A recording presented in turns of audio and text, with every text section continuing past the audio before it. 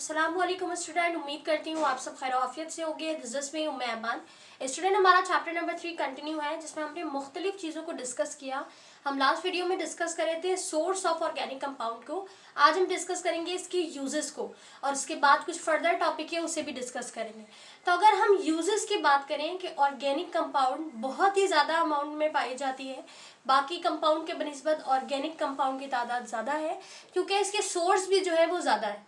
तो अब इसके यूजेस क्या है, हम इसे किस तरीके से इस्तेमाल करते हैं डेली बेसिस में, हम उसे समझते हैं।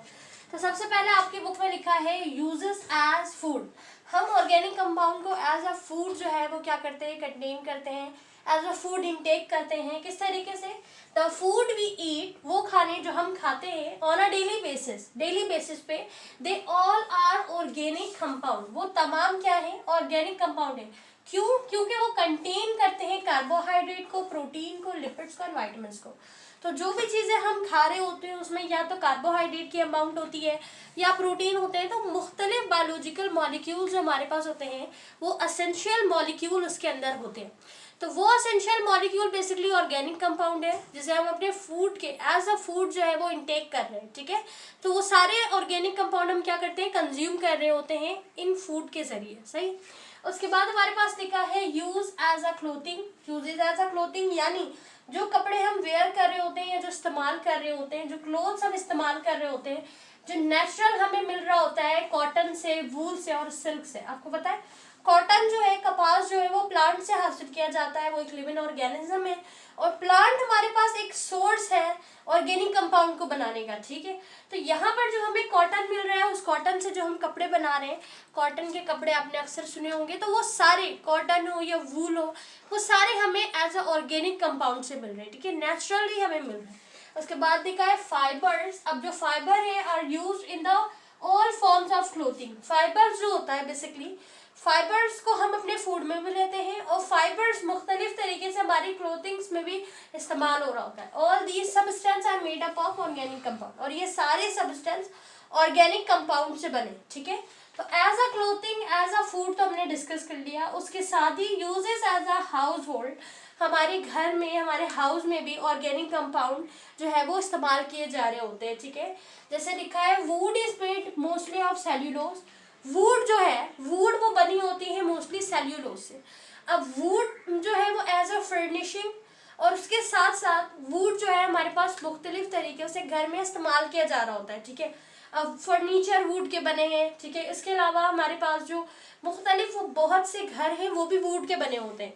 ठीक है, जो अदर कंट्री में आपने अक्सर देखा होगा घर वो भी वुड के बने हैं, या वुड को मुख्तलिफ तरीके से इस्तेमाल भी किया जा रहा है। They all are organic compound. सही।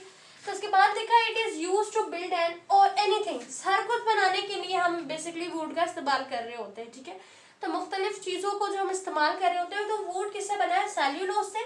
और सेल्यूलोज हमें कहाँ से मिल रहा होता है, सेल्यूलोज हमें प्लांट से मिल रहा होता है। तो ये जो सेल्यूलोज है प्लांट दे रहा है, plant is a source of living compound, living organism है जो कि ऑर्गेनिक कंपाउंड को बना रहा है। ठीक है, उसके बाद लिखा है uses as a fuel. Fuel के जो है उसमें हम इस्तेमाल कर रहे होते हैं।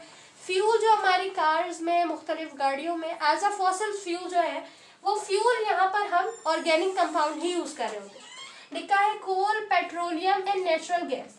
हमने डिस्कस किया था कि कोल, पेट्रोलियम और नेचुरल गैस भी हमारे पास सोर्सेस में आ रहे थे। ठीक है, उसके साथ ही लिखा है are the fuel use in cars and in our home. तो उनमें जो हमें जो फ्यूल्स है, जो हमें कोल से, पेट्रोलियम और नेचुरल गैस है, इसके साथ ही जो हमारे पास फ्यूल है, वो तमाम फ्यूल जो हम अपनी गाड़ियों में, अपने घर में इस्तेमाल कर रहे हैं एज अ ऑर्गेनिक कंपाउंड है। लिखा है these are refer to as a fossil fuel, these all are organic compound, ये सारे ऑर्गेनिक कंपाउंड है। उसके बाद लिखा है मेडिकल एप्लीकेशन। मेडिकल एप्लीकेशन में किस तरीके से जो एज अ मेडिसिन की सूरत में हमारे पास जो ऑर्गेनिक कंपाउंड है, जो प्लांट से भी बनाया जा रहा है, जो अक्सर जड़ी बूटियां से हम मेडिसिन एज अ हासिल कर रहे होते हैं, तो ये सारे मेडिकल एप्लीकेशंस है। ठीक है, नेचुरली जनरेटेड बाय प्लांट, जो कि प्लांट से जनरेट किया जा रहा है एज अ मेडिकेशन के तौर में, दवाइयों की, मुख्तलिफ अद्वियात के तौर में हम इस्तेमाल कर रहे होते हैं। सही। उसके बाद लिखा है एज अ रॉ मटेरियल। अब रॉ मटेरियल क्या है, organic compound are used to make a wide range of product. अब मुख्तलिफ प्रोडक्ट में जो इस्तेमाल हो रहा है वो हमारे पास as a raw material consider किया जा रहा है। अब उन प्रोडक्ट में जैसे रबर है, आपकी बुक में लिखा है रबर, पेपर, इंक, फार्मास्यूटिकल के प्रोडक्ट हो गए, डाई, पेंट और मोल्ड, ये सारे जो प्रोडक्ट्स हैं ये हमें ऑर्गेनिक कंपाउंड की सूरत में मिल रहे हैं, तो ये हमारे रॉ मटेरियल है, उनको हम as a raw material use करें, एज अ मेडिकेशन यूज करें, ठीक है, फॉसल फील्ड में यूज करें, हाउसेस में यूज करें, क्लोथिंग में और फूड में इस्तेमाल करें, ठीक है। यूजेस ऑफ ऑर्गेनिक कंपाउंड आपकी बुक में दिया गया है, तो चांसेस है कि आपके एग्जाम में भी आएगा, तो यूजेस ऑफ ऑर्गेनिक कंपाउंड को याद करें। यूजेस ऑफ ऑर्गेनिक कंपाउंड ज़्यादातर सोर्सेज के साथ आता है, तो सोर्सेज और यूजेस दोनों को आपने अच्छे से समझकर याद करना है। Now student, uses of organic compound के बाद जो हमारे पास एक टॉपिक है that is alkanes and alkyl radical. अब ये टॉपिक आपके एग्जाम में आता है, डिफरेंस बिटवीन अल्केन और अल्काइल रेडिकल, या फ्री वैलेंसी पूछी जाती है कि इन दोनों में से फ्री वैलेंसी जो है वो किसकी है, सही है। तो अब इन टॉपिक को डिस्कस कर लेते हैं।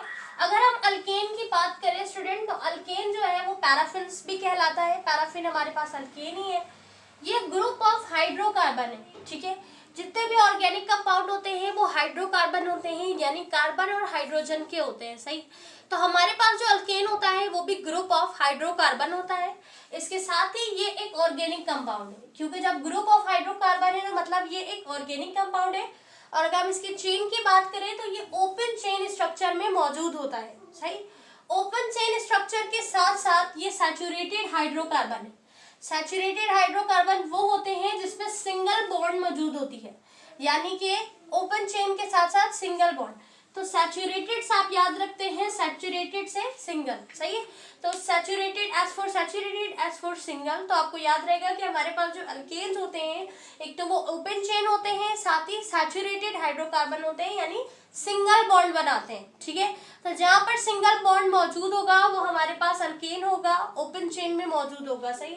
उसके साथ ही जो हमारे पास अल्काइल है वो अल्केन से ही मिलकर बना होता है, यानी कि जब हम हाइड्रोजन को रिमूव करवा देते हैं, यानी जो हमारे पास इसका जनरल फार्मूला है, फार्मूला भी हम डिस्कस करेंगे, तो जो अल्केन के फार्मूला है उसमें से जब हम एक हाइड्रोजन को रिमूव करा देंगे तो वो अल्काइल ग्रुप बन जाएगा, ठीक है।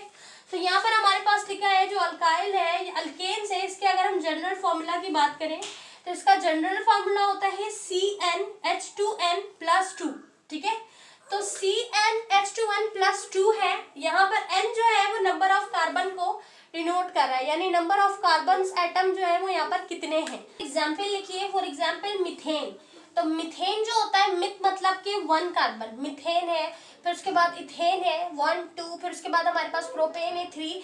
इस तरीके से मिथेन जो है, हमें पता है कि मिथेन के पास 1 कार्बन एटम होता है, तो यहाँ पर हम नंबर ऑफ n की जगह पे 1 लिख देंगे, यानी कार्बन हमारे पास 1 है। हाइड्रोजन हमारे पास ये फॉर्मूले का 2 ऐसी रहा, n की जगह पर हमने 1 पुट कर दिया +2, तो 2 1 = 2 +2 4, CH4। तो हमें CH4 मीथेन का फॉर्मूला पता चला।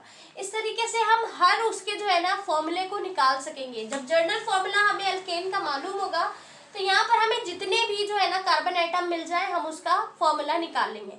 जैसे अभी हमने मीथेन का निकाला है, हम इस तरीके से बुटेन का, प्रोपीन का, इस तरीके से सबका जनरल फॉर्मूला निकाल सकते हैं by the help of this formula, सही है।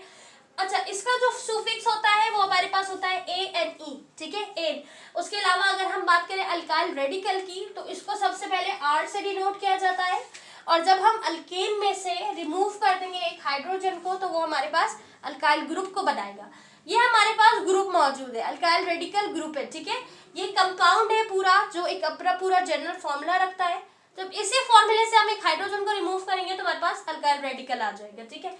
अच्छा, ये ड्राइव होता है अल्केन से, जनरल फॉर्मूला इसका CnH2n+1, ठीक है। उसके साथ ही आपके पास एग्जाम्पल लिखा है मिथेन है, मिथेन से ये किसको बनाएगा, मिथाइल को बनाएगा। An को हम हटाएंगे, YL लगाएंगे, यानी कि एक हाइड्रोजन को माइनस करेंगे।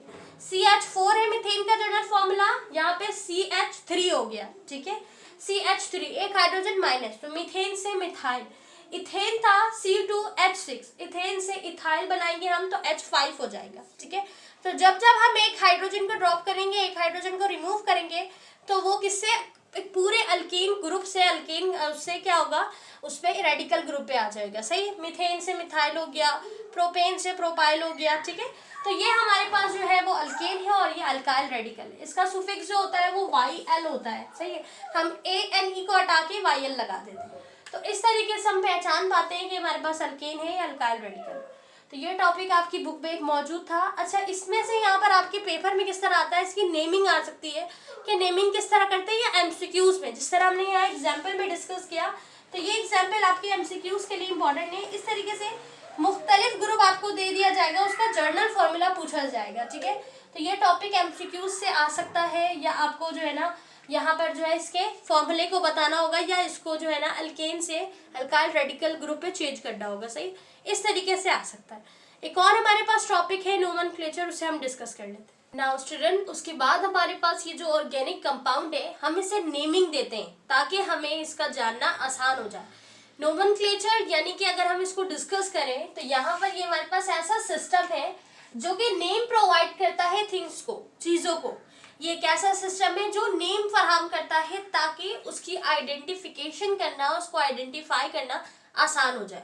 अब इस चीज़ का जिक्र आपने बायोलॉजी में भी किया होगा। तो बायोलॉजी में जो हम डिस्कस करते हैं नोमेनक्लेचर का, तो हम लिविंग ऑर्गेनिजम्स को नाम देते हैं, मुख्तलिफ तरीके से उनका नाम रखते हैं ताकि उनके आइडेंटिफिकेशन करना आसान हो। अब अगर हम केमिस्ट्री में नोमेनक्लेचर को डिस्कस करेंगे तो ये जो हमारे पास नोमेनक्लेचर है केमिस्ट्री में, यहाँ पर लिविंग ऑर्गेनिज्म नहीं बल्कि हम कंपाउंड को डिस्कस करेंगे। अब ये ऑर्गेनिक कंपाउंड आपका चैप्टर है, तो ये ऑर्गेनिक कंपाउंड जो है, इस ऑर्गेनिक कंपाउंड के नाम को रखना, इन ऑर्गेनिक कंपाउंड को आइडेंटिफाई करना, ये पूरा सिस्टम हमारे पास कहलाता है नोमेनक्लेचर। ठीक है, यानी कि किसी भी चीजों को नाम देना। अब केमिस्ट्री में हम क्या करेंगे, केमिस्ट्री में हम नाम देंगे ऑर्गेनिक कंपाउंड को। जिस ऑर्गेनिक कंपाउंड को हम डिस्कस कर रहे थे, और ऑर्गेनिक कंपाउंड की नेमिंग किस तरह होगी, हम इसे डिस्कस करेंगे। अगर हम इसकी हिस्ट्री की बात करें कि ये जो हमारे पास नोमेनक्लेचर है, इसकी हिस्ट्री क्या है, इसका बैकग्राउंड क्या है, कि किस तरीके से नेमिंग देना स्टार्ट की गई, तो अकॉर्डिंग टू सोर्स, सबसे पहले इसके सोर्स के जरिए, यानी जो हमने सोर्स डिस्कस किया था जहां से हमें ऑर्गेनिक कंपाउंड मिलते हैं, हासिल होते हैं, उस सोर्स के जरिए हम इसको नाम देंगे। तो पहले हिस्ट्री में ये डिसाइड किया गया था कि पहले हम उसे सोर्स के, जहां से वो मिल रहा है, जहां से वो दरियाफ्त हो रहा है, या जहां से हमें वो हासिल हो रहा है, उसको हम उस सोर्स के जरिए हम उसका नाम रखेंगे। ठीक है, ताकि हमें आइडेंटिफाई करना आसान हो जाए। सही है, फॉर एग्जाम्पल हमारे पास मिथेन गैस है, तो मिथेन गैस मार्शली प्लेस से हमें मिलता है, तो हमने इसका नाम मार्श गैस था, फिर हमने मार्श गैस, अच्छा मिथेन गैस तो ये इसका बाद में नाम रखा गया, पहले इसका नाम मार्श गैस था। जैसे मिथाइल अल्कोहल है, इसका पहले नाम था वुड स्ट्रीम, इसके साथ एसिटिक एसिड, ये जो हमारे पास है, इनको हमने पहले इसके सोर्स के जरिए नाम दिया गया था कि इनका जो सोर्स है जहां से यह हासिल होगा, उसी तरीके से हम उसे नाम देंगे। ठीक है, लेकिन फिर क्या हुआ, जैसे जैसे मॉडिफिकेशन हुई, अब इस नाम को चेंज क्यों किया गया, क्योंकि ऑर्गेनिक कंपाउंड ज्यादा अमाउंट में बनने लगे, बहुत ज्यादा जब ऑर्गेनिक कंपाउंड हो गए तो उसके नाम को रखने में हमें मुश्किल हुई।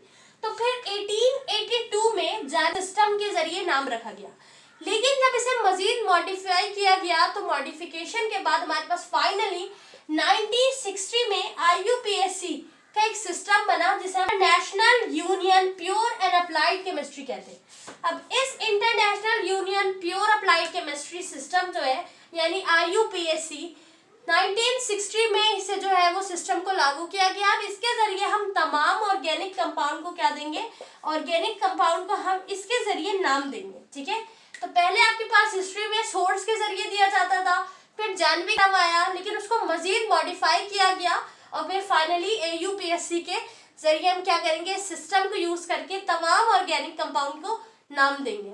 अब इन ऑर्गेनिक कंपाउंड को नेमिंग करने के कुछ रूल्स हैं, तो इंशाल्लाह नेक्स्ट वीडियो में हम तमाम रूल्स को डिस्कस करेंगे कि अल्केन्स के क्या रूल है, अल्कीन के क्या रूल है, रेडिकल्स जो है उनकी नेमिंग किस तरह की जाती है, हम नेक्स्ट वीडियो में इसे डिस्कस करेंगे। वो सारी नेमिंग जो है वो हमारे पास इस सिस्टम के हेल्प से होगी। ठीक है, इन सबको जो है वो फिर रिजेक्ट कर दिया गया, और फाइनली हमारे पास IUPAC 1916 में जो सिस्टम बना, उसके जरिए हम सारे ग्रुप को, सारे ऑर्गेनिक कंपाउंड को नेम देंगे। तो इस वीडियो में हमने डिस्कस किया यूजेस ऑफ ऑर्गेनिक कंपाउंड को, अल्केन और अल्काइल रेडिकल्स को, और साथ ही नोमेनक्लेचर के इंट्रोडक्शन को। नेक्स्ट वीडियो में इंशाल्लाह तमाम रूल्स को, नेमिंग रूल को डिस्कस करेंगे। अगर वीडियो हेल्पफुल रही है तो लाजमन लाइक करें। इंशाल्लाह नेक्स्ट वीडियो में फर्दर टॉपिक को डिस्कस करेंगे, इसलिए इस चैनल पर अगर न्यू है तो लाजमन सब्सक्राइब कर लें। Thank you so much for watching. अपना रखिए बहुत सारा ख्याल। Take care. अल्लाह हाफिज़।